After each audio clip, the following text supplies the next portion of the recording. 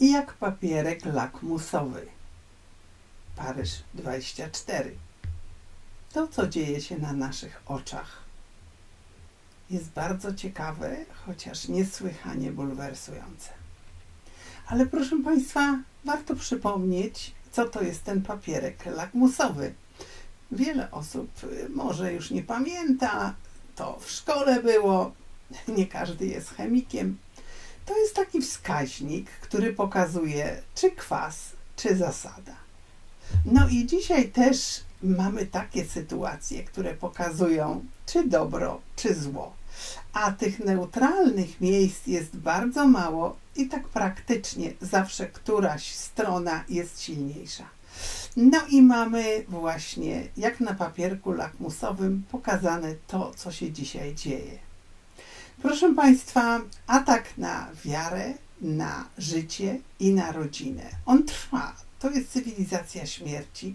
O tym często mówimy, ale to tak jakby nie dociera. Nie wszyscy to czują, nie wszyscy to rozumieją, zwłaszcza młodzi bardzo często są oszukiwani, mówią, to są takie zmiany kulturowe, to jest może nawet bardzo fajne, no, takie artystyczne.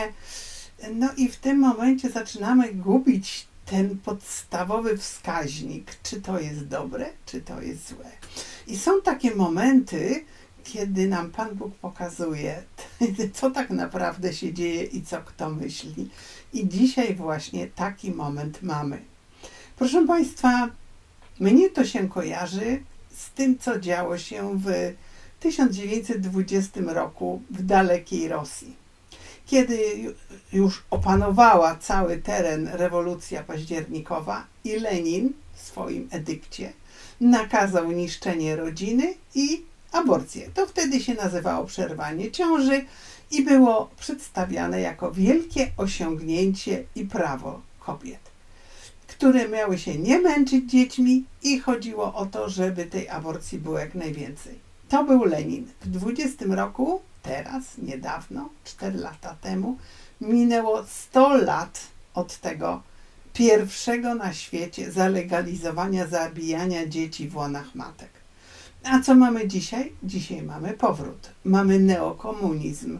I nie wszyscy sobie to uświadamiają, że on przychodzi z zachodu, że nagle okazuje się, że to wszystko wraca, ale w innym opakowaniu, bardziej atrakcyjnym opakowaniu. No i mamy to, co widzieliśmy w telewizji, to, co cały świat był zmuszony skonsumować, mianowicie otwarcie Igrzysk Olimpijskich.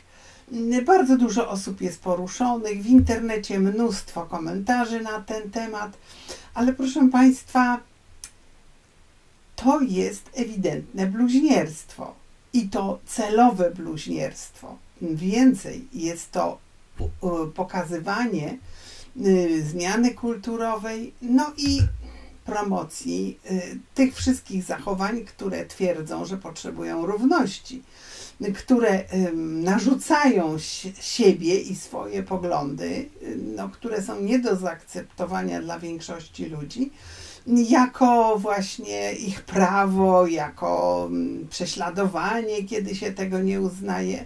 No i mieliśmy pełny wykwit takiego pomysłu.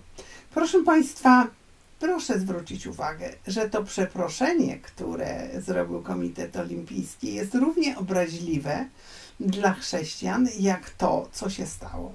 Bo powiedzieli, że oni nie chcieliby obrazić żadnej grupy religijnej, więc jeżeli obrazili, to przepraszają. Ale nawet nie mieli odwagi powiedzieć, że obrazili chrześcijan. A czy my chrześcijanie jesteśmy jakąś grupą religijną, traktowani jak sekta? Jesteśmy jedną z największych na świecie religii, wyznań i po prostu Europa na tym korzeniu jest zbudowana. Na tym korzeniu również powstała Francja. I kiedy święty Jan Paweł II pojechał do Francji i zapytał się: Francjo, pierwsza córo Kościoła, co uczyniłaś z przekazem wiary? I to pytanie znowu dzisiaj staje się aktualne. Ale proszę Państwa, proszę zwrócić uwagę, co było pierwsze.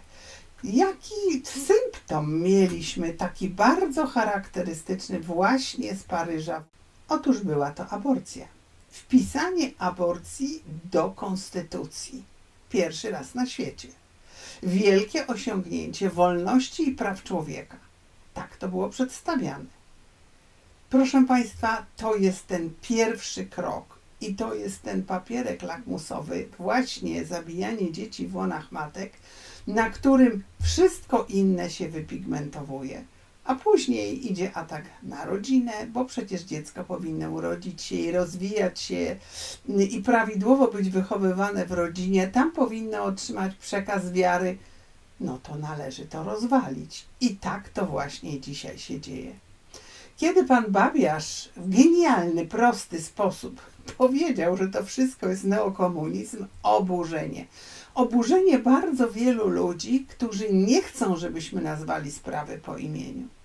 Ale proszę Państwa, ten happening, który tam na Sekwanie miał miejsce, był również wydarzeniem kulturowym, które poszło na cały świat.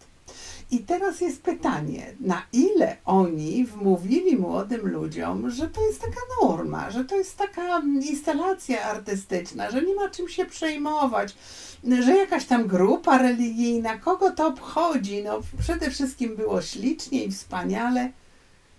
To jest bardzo niebezpieczne. To jest bardzo niebezpieczne, bo to niszczy wiarę naszego młodego pokolenia. Zmiany kulturowe postępują. Ale jeżeli my nie będziemy chronić naszych dzieci, to one je przejmą. I w tym momencie cywilizacja śmierci doprowadzi do tego, że dla nas zaproponują eutanazję, no bo przecież ona już jest. Ona jest i w Europie, i w Kanadzie, i w wielu innych miejscach, gdzie proponuje się chorym ludziom, żeby nie byli egoistami, tylko podjęli decyzję, żeby ich uśmiercić. No i nazywają to wielką pomocą medyczną. Proszę Państwa, to są te wskaźniki, te papierki lakmusowe, które się gwałtownie zabarwiają i pokazują nam, czym jest cywilizacja śmierci. Ale jeżeli chcemy zwrócić uwagę na ten nowy postęp, to musimy też zdawać sobie sprawę, że oni to robią całkowicie świadomie i celowo. To nie jest tak, że my po prostu czepiamy się, że nas ktoś obraża. Ja ciągle słyszę, że to obraża nasze odczucia religijne. No na pewno obraża, ale kogo oni tak naprawdę chcieli obrazić i obrazili, bo było to ewidentne bluźnierstwo. Obrazili Pana Boga. I wszyscy ludzie wiary powinni Pana Boga przepraszać. Proszę zwrócić uwagę, że nawet w islamie Chrystus jest pokazywany jako prorok. Nie tylko w chrześcijaństwie. Oni obrazili wszystkich wierzących ludzi. Ale jednocześnie próbują wmówić, że to nic takiego i pokazać, że obojętność jest w zasadzie najbardziej typowym zachowaniem w takiej sytuacji. No bo jeżeli człowiek wiary nie ma i nie zdaje sobie sprawy, o co tu tak naprawdę chodzi, no to w tym momencie wzrusza ramionami i mówi, tam przynajmniej było kolorowo. No i tak po prostu wygrywają. Ale proszę Państwa, proszę zwrócić uwagę, że w zasadzie to cały ten atak jest skierowany przeciwko właśnie chrześcijanom. Chodzi o to, żebyśmy my przestali bronić życia, żebyśmy my nie przekazywali tych podstawowych wartości naszym dzieciom, żebyśmy ich nie chronili, żebyśmy skorzystali z prawa do wolności zabijania, czyli prawa do aborcji. No, o to tak naprawdę chodzi. W związku z czym, jeżeli my nie będziemy w tej chwili bardzo jednoznacznie mówić nie i protestować i pokazywać, o co tu chodzi, no to w zasadzie idzie to w kierunku bardzo ostrego prześladowania chrześcijan. Tak, prześladowania chrześcijan, tak jak w pierwszych wiekach.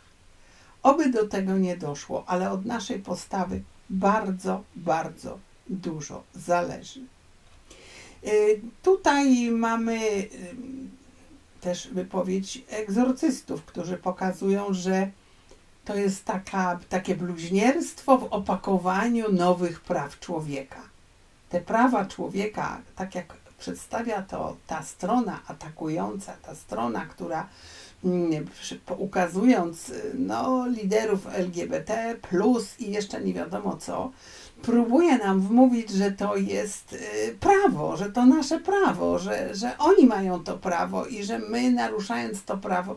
Proszę Państwa, czy Państwo sobie zdajecie sprawę, że w krajach Europy Zachodniej właśnie chrześcijanie, ci, którzy protestują przeciwko aborcji, są już w tej chwili prześladowani, są aresztowani.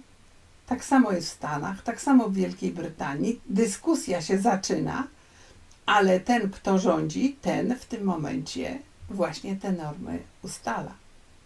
I najlepiej podsumował to wszystko biskup Robert Barron z USA. I on powiedział tak: no cóż, oni wiedzą, czyim są przeciwnikiem. No wiedzą, czyim są przeciwnikiem, więc atakują, ale nie bójcie się, Pan Bóg jest z nami. I o to właśnie chodzi.